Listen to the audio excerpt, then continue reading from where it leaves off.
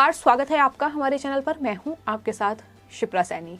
जैसे जैसे चुनावों की तारीख नजदीक आ रही है, वैसे वैसे यूपी का सियासी मुकाबला काफी दिलचस्प होता दिखाई दे रहा है। और अब बड़ी खबर ये है कि गोरखपुर मेडिकल कॉलेज में 80 बच्चों की मौत के जिम्मेदार और अलीगढ़ मुस्लिम यूनिवर्सिटी में भड़काऊ भाषण देने वाले डॉक्टर कफील खान ये कह रहे हैं कि वो उत्तर प्रदेश के मुख्यमंत्री योगी आदित्यनाथ के खिलाफ गोरखपुर सदर सीट से चुनाव लड़ सकते हैं। हालांकि डॉक्टर कफील खान किस पार्टी से चुनाव लड़ेंगे, इसकी उन्होंने कोई जानकारी नहीं दी है। सवाल उनसे पूछा गया था कि आखिर कौन सी सीट से वो चुनाव लड़ेंगे, इस पर उन्होंने चुप्पी साधी और कहा कि अभी वो पार्टी का नाम नहीं बताएंगे, लेकिन गोरखपुर सदर सीट से सीएम योगी का मुकाबला करने के लिए वो तैयार हैं अगर कोई राजनीतिक दल उन्हें प्रत्याशी घोषित करे।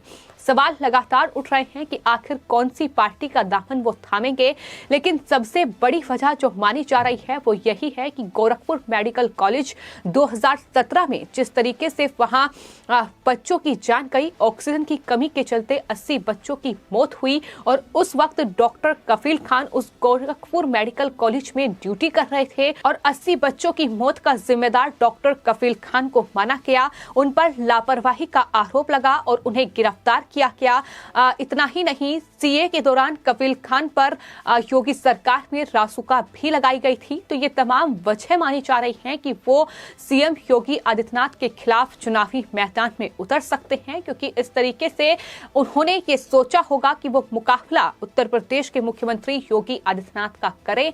लेकिन सवाल यही बना हुआ है कि आखिर किस पार्टी से वो चुनाव लड़ेंगे।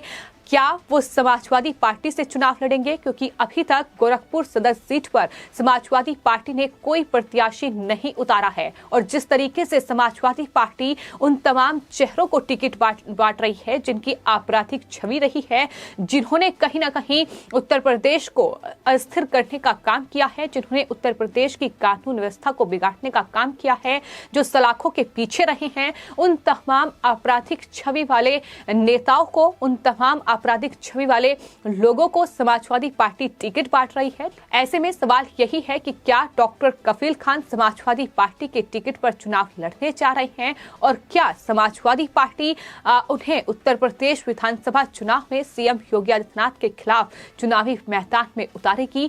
तो कई सवाल उनके इस बयान के बाद शुरू हो गए हैं। आपको बता दें कि खुद डॉक्टर कफील खान की ओर से ही जानकारी दी गई है, जिसमें उन्होंने कहा है कि मैं गोरखपुर से मुख्यमंत्री योगी आदित्यनाथ के खिलाफ चुनाव लड़ सकता हूं। कई दलों से मेरी बात चल रही है, अगर सब कुछ ठीक रहा और कोई पार्टी मुझे टिकट देती है तो मैं उसके लिए पूरी तरीके से तैयार हूं। हालांकि सवाल उनसे जब ये किया गया कि आखिर कौन सी पार्टी के साथ वो संपर्क में हैं, तो इस पर उन्होंने कहा कि अभी पार्टी का नाम वो नहीं बताएंगे कि आखिर किस पार्टी के साथ संपर्क में है।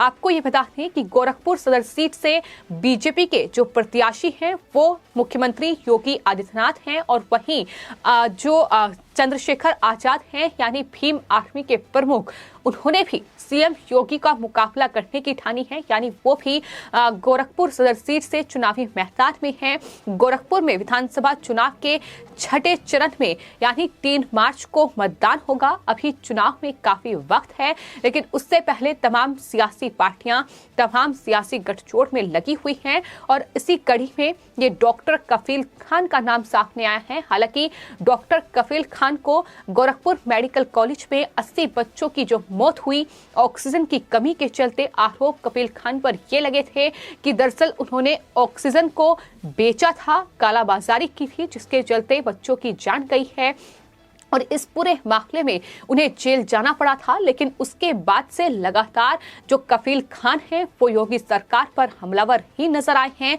तो आपको बता दें, जो कफील खान हैं, जहां एक तरफ गोरखपुर मेडिकल कॉलेज में जो बच्चों की मौत हुई, 80 बच्चों की, उस पूरे मामले में उन पर कार्रवाई हुई, उसके बाद उन्हें जेल में भी रहना पड़ा। और इसके अलावा कफील खान पर आरोप ये भी लगे हैं कि अलीगढ़ मुस्लिम यूनिवर्सिटी में उन्होंने भड़काऊ भाषण दिया था और इस पूरे मामले में जनवरी 2020 में उन पर कार्रवाई भी हुई। योगी सरकार में उन पर रासुका लगाई गई और इलाहाबाद हाई कोर्ट ने उन पर लगाए आरोपों को उसके बाद खारिज किया, जिसके बाद वो जमानत पर बाहर आए।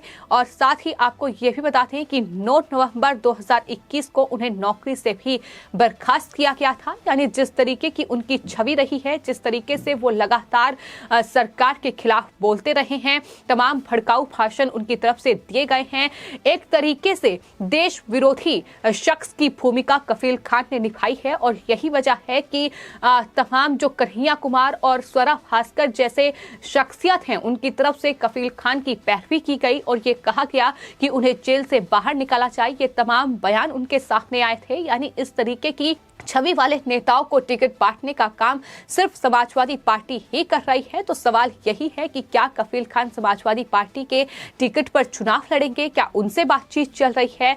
फिलहाल सवाल कई उठ रहे हैं उनके इस बयान के बाद कि आखिर वो कौन सी पार्टी से गोरखपुर सदर सीट पर सीएम योगी का मुकाबला करेंगे, ये लगातार सवाल उठ रहे हैं। तो इसके अलावा भड़काऊ भाषण देने के मामले में भी उन पर कार्रवाई हो चुकी है और कहीं न कहीं योगी सरकार में जिस तरीके से दंगइयों पर कार्रवाई हुई है, अपराधियों पर कार्रवाई हुई है, इन तमाम लोगों पर कार्रवाई हुई है जिन्होंने कहीं ना कहीं उत्तर प्रदेश की कानून व्यवस्था को बिगाड़ने का काम किया है। और उत्तर प्रदेश के मुख्यमंत्री योगी आदित्यनाथ जिस तरीके से कानून व्यवस्था को बेहतर बनाने का काम कर रहे हैं, उन्होंने बार बार साफ तौर पर यह कहा है कि दरअसल उत्तर प्रदेश में या तो अपराधी अपराध छोड़ेगा या फिर उत्तर प्रदेश छोड़ेगा।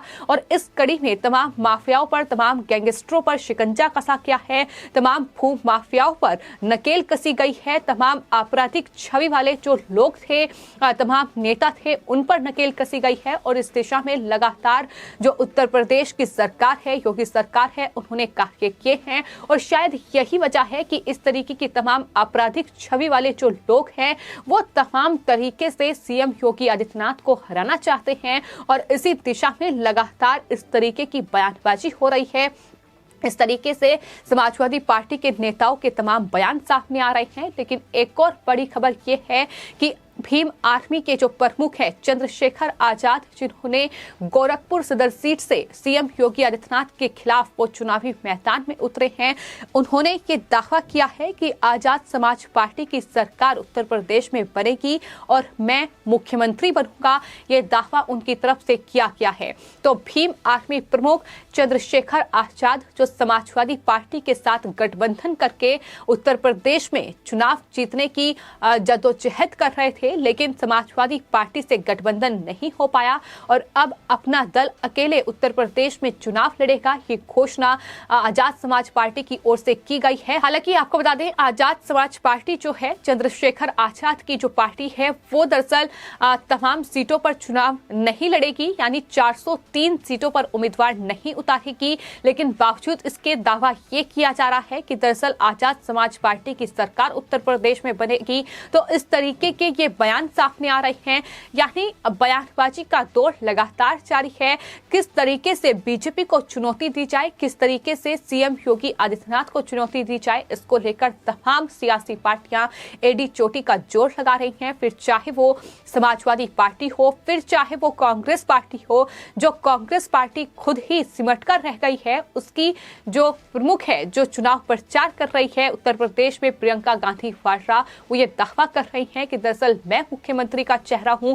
तो सवाल यही है कि इस तरीके से आखिर ये तमाम विपक्षी पार्टियां किस तरीके से बीजेपी को चुनौती दे पाएंगी, जब खुद ही इस तरीके से कहीं ना कहीं सवालों के घेरे में हैं। जहां एक तरफ समाजवादी पार्टी पर लगातार सवाल उठ रहे हैं कि वो आपराधिक छवि वाले नेताओं को टिकट बांट रही है, इन तमाम अपराधियों को टिकट बांटे जा रहे हैं जो जेल में बंद हैं, जिन पर तमाम अलग अलग धाराओं में मुकदमे दर्ज हैं, जिन पर हत्या के आरोप हैं, जिन पर रंगदारी के आरोप हैं, जो भूमाफिया हैं। इस तरीके के नेताओं को टिकट बांट रही है समाजवादी पार्टी। तो वहीं कांग्रेस पार्टी के जो तमाम बड़े चेहरे हैं वो एक एक कर अब बीजेपी का दामन थाम रहे हैं। इसके अलावा भी तमाम दल कहीं ना कहीं मुश्किल में फंसे हुए हैं। फिर चाहे बात असुद्दीन की पार्टी AIMIM की जाए, वहां असुद्दीन ओवैसी ने कोशिश तो ये की है कि उत्तर प्रदेश में सीएम योगी को चुनौती दी जाए, लेकिन महज सीटों पर जो ओवैसी की पार्टी है वो चुनावी मैदान में उतरी है, तो तमाम छोटे बड़े सियासी दल कहीं ना कहीं इस कोशिश में हैं कि उत्तर प्रदेश में सीएम योगी आदित्यनाथ को हराया जाए, लेकिन कहीं भी कोशिश कामयाब होती दिखाई नहीं दे रही है। जिस तरीके से ये तमाम सर्वे सामने आ रहे हैं, जनता की राय सामने आ रही है, और फिलहाल गोरखपुर सदर सीट से उत्तर प्रदेश के मुख्यमंत्री योगी आदित्यनाथ को समाजवादी पार्टी के टिकट पर, यहां तक कि बसपा के टिकट पर कौन चुनौती देगा, ये सवाल अभी भी बना हुआ है। लेकिन जिस तरीके से डॉक्टर कफील खान का ये बड़ा बयान सामने आया है कि वो उत्तर प्रदेश के मुख्यमंत्री योगी आदित्यनाथ को गोरखपुर सदर सीट से चुनौती देंगे, तो सवाल यही है कि आखिर वो किस पार्टी के टिकट पर चुनावी मैदान में उतरेंगे। फिलहाल आपकी इस पूरे मामले पर क्या राय है, हमें कमेंट बॉक्स में जरूर लिखें और चैनल को सब्सक्राइब करें। धन्यवाद।